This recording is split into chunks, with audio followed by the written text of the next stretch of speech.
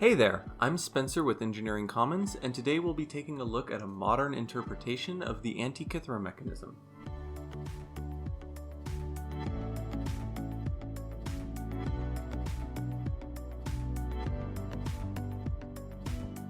Now there's been quite a bit of research done of the original device, and I've put some links in the description if you want to dig deeper, so we'll just cover the basics here.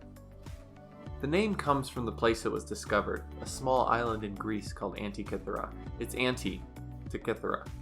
And off the coast of Antikythera is the Antikythera shipwreck, and found inside of that was the Antikythera mechanism. It was recovered in 1901, and at the time looked like little more than a corroded lump of bronze. Since then it has fallen into more than 6 pieces. 2 millennia underwater has left it in pretty poor condition. But they did notice a gear early on, and that got historians very interested, as it was clearly from centuries before that sort of technology was believed to have been developed. There were theories that maybe it was a navigational instrument, but really nobody quite knew for sure. It wasn't until radiography was available in the 1970s that major strides were made into what exactly it was. These are the 3 largest of the 82 surviving pieces. Let's take a look at the most famous one in the center, Fragment A.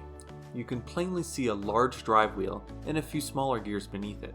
But if we take a CT scan, an incredible amount of detail is revealed hidden underneath the corroded surface.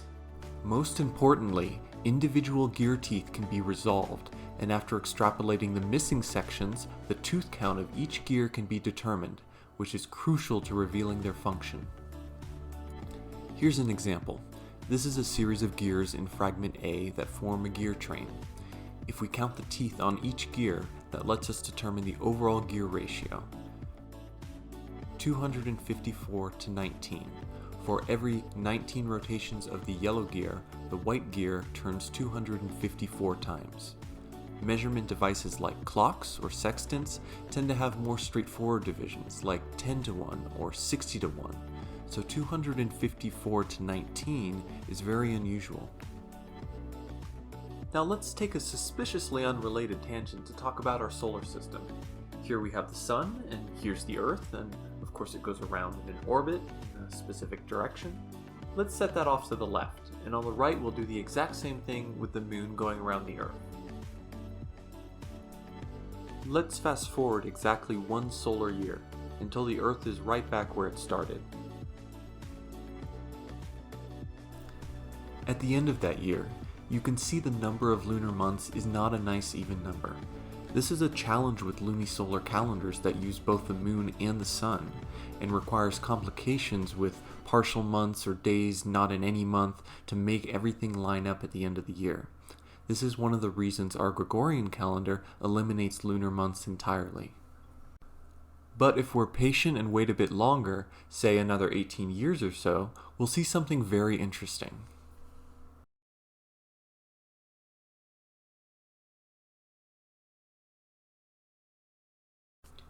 It turns out that even though an even number of lunar months doesn't fit into a single solar year, there is still an integer relationship between the two that is remarkably accurate.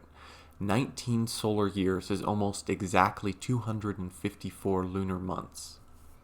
This was referred to by the ancient Greeks as the Metonic cycle, and the basis for the Metonic calendar. An ancient Greek device so intentionally incorporating this fraction is almost certainly meant to relate the movement of the moon and the sun.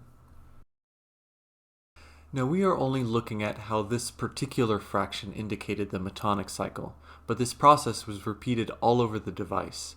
Starting from the 1-year main drive gear, the gear ratios of various trains were calculated, and from those the significance of the output could be determined. Many of these are displayed with pointers and dials on the back of the machine for the user to read.